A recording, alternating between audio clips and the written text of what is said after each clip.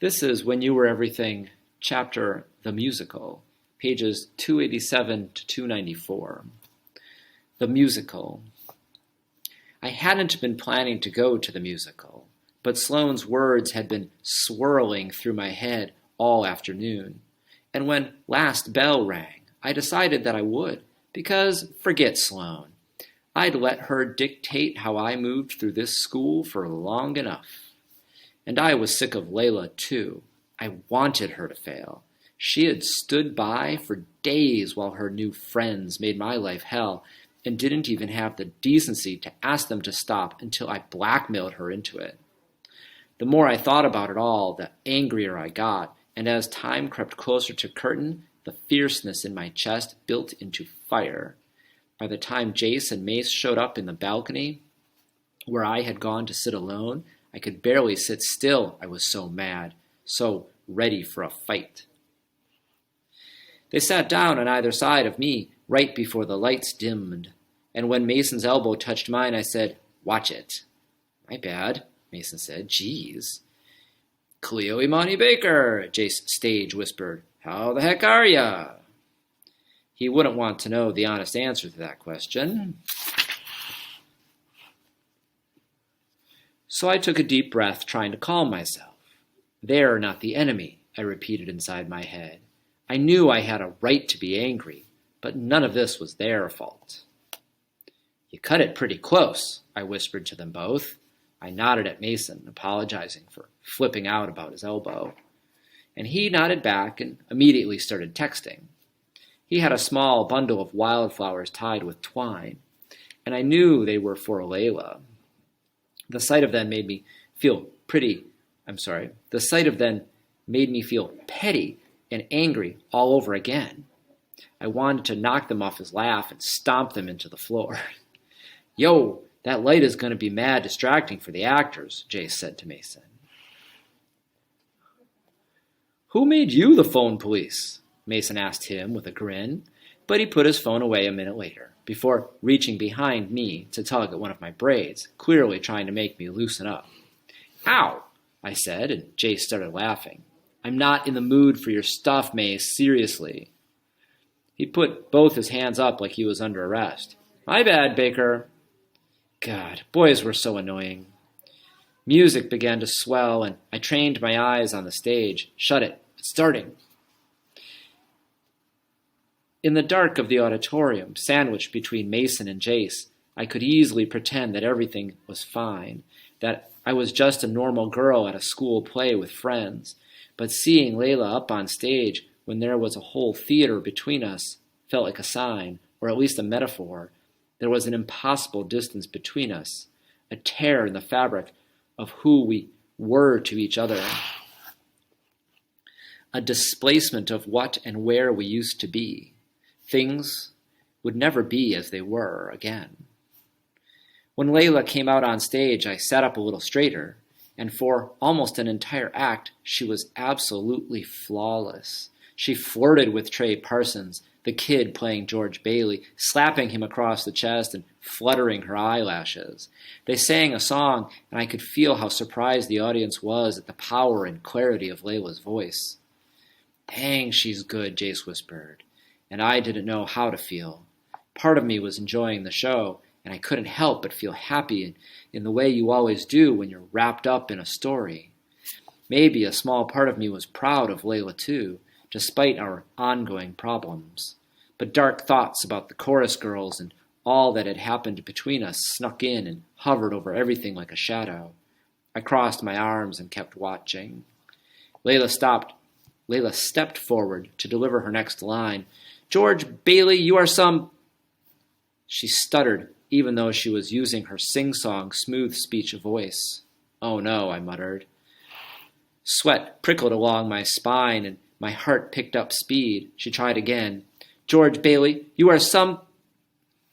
Then people started whispering, and it sounded like a soft wind sweeping through trees. "Oh no," is what Mason whispered. He shoved his hands into his messy brown hair. "Oh no." Then Layla got blocked. "George Bailey, you are some..." She started, but her mouth just flopped open and shut like she was a beached fish. She was trying to talk, but her voice was stuck somewhere deep inside her throat, and when she got like this, she had to relax in order to get her voice back. But how do you relax under hot stage lights in full makeup with 100 classmates and strangers staring at you? No, I said again, and then, darn, I wanted to do something because this was exactly what I'd wished on her. It was exactly what I feared. Jace shifted uncomfortably in his seat. I didn't think it could get any worse once she was standing there frozen, but then it did. Someone in the audience shouted, "You are some," in a high, mean voice, and a few people even laughed. Layla's eyes went wider than they already were, huge and round and frightened. She was a deer in headlights, a kid whose recurring nightmare was coming true. A moment later, a teacher rushed down the side aisle looking for the culprit, and someone else said, "Shut up, jerk," but the damage had already been done. Trey Parsons cleared his throat and whispered something to Layla that shook her out of her frozen state. She took a step away from him, swiped a quick thumb under her eyes, and said, "George Bailey, you are some talker." She pretty much sang the whole sentence, though I was almost certain it was supposed to be a spoken line. Then Trey said, "It's not just talk, Mary," and they were back on track. But my heart still skipped a beat every time she had to speak for the rest of the show, and whenever I looked over, I could see Mason gripping his armrest like it was the edge of a lifeboat. I went looking for her after the show. I didn't know if she wanted to be found, but I felt like I had to make sure she was okay. She probably hated me, but some things, like public humiliation on what's supposed to be the best day of your life, were more important than anything else. Especially after what I'd said. I suddenly wanted her to know I hadn't meant it. I needed to say I was sorry for that, if nothing else. I waved goodbye to Jace, and though Mason had flowers for Layla, I knew she wouldn't be rushing into his arms anytime soon. I found her exactly where I thought she'd be, in the very corner of the library where I went whenever I wanted to hide. She was sobbing and alone. "Lay," I said softly. I heard a faint buzzing, but I didn't know where it was coming from. I leaned against the nearest shelf and kept some distance between us. Are you happy?" she hissed, cutting me off. "I bet you're ecstatic right now." I frowned and shifted a little farther away. "Of course I'm not happy, Layla. I was coming to apologize, to make sure you're okay." She stood up and swiped her sleeve across her eyes, smearing her makeup so much that she didn't look like herself anymore. I heard the buzzing again, and I wondered if there was someone else, one aisle over in the stacks, texting or getting a call. "You're apologizing now?" she asked. I wanted to do it sooner, but after Sloan... Layla crossed her arms. When she spoke again, she mostly sounded exhausted. "But after Sloan what, Cleo?" "You say that awful thing to me, and then you say nothing else for weeks?" "You let Sloan and all those other girls say awful things to me," I countered, "and you said nothing to me for weeks either, not to mention all the stuff that happened before that, leaving me behind, leaving me out. You've been leaving me bit by bit for months, so don't pretend this is all my fault. It isn't, Layla, and you know it." I was breathing heavily when I finished talking, my chest moving quickly up and down. I hadn't planned to say all that, but once it was out, I realized it had been building for forever, and it was all true. There was also so much about my life now that she didn't even know. In this very moment, my father was unpacking boxes in a different apartment, and it felt like nothing would ever be the same again, with us or with my family. I hadn't gotten into the Shakespeare program, and I felt inadequate in every way a person should. I was lost in my own life, and I didn't know how to get found. Layla shook her head, and something about her face turned hard and apathetic. "You're right," she said softly, "and you were right about me. You said this would happen, and you were right. I knew it could happen too, you know. I'm not an idiot, but I was trying to be brave." She shrugged, and I could tell that she'd given up on this conversation, on me, from the way her arms flopped at her sides. "Maybe we could have forgiven each other if you'd apologized before it all came true, and if I'd stopped Sloan when she told me they were going to give you a taste of your own medicine. But I wanted them to hurt you because you hurt me. And now that this has happened, I don't know how to talk to you, Cleo. Do you get that? I don't even want to. The worst part was that she didn't even sound mad. She sounded like she was explaining something simple to someone who didn't understand, like she was tutoring me on the basics of intricate and unforgivable things. If you never wanted to speak to me again, why'd you come to the one place you knew I'd be able to find you?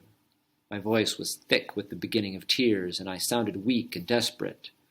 It was embarrassing, but I didn't stop talking. Of all the places you could have gone, you came here to our spot. Layla picked up her coat. She slipped her arms into the sleeves without looking at me. I came because I knew no one else would know to look here, not because you would. I realized then that the faint buzzing I'd been hearing was her phone. People were looking for her, to congratulate or comfort her, and she was here hiding from them. She wasn't in this half-hidden corner of the library because she needed or wanted me, but precisely because she didn't. She walked past me then, brushing my shoulder the way she'd had in the hallway, like I was anyone, like I was no one at all. My eyes filled, but I didn't turn around to watch Layla leave. I took out my phone and I texted her instead, because texting had always been the way we could communicate best, even if we were mad, even when we were in the same room. Lay, I typed out, but I didn't know what else to say. Just like the time in the cafeteria, when I first realized something had gone wrong between us, I watched as she looked at her phone, then at me, and shoved it back into her pocket without writing me back. I watched Layla's back, her black hair straight and falling against her jacket like strips of ribbon. I didn't want her to go, and I didn't want to go home, but a second later she was gone, and I knew I'd have to face everything I'd been avoiding. That night, Layla finally wrote me back. I was sitting on the couch, and I'd actually been laughing at a funny commercial on TV when my phone buzzed. I looked down at it, and the smile fell from my face. You don't get to call me that anymore.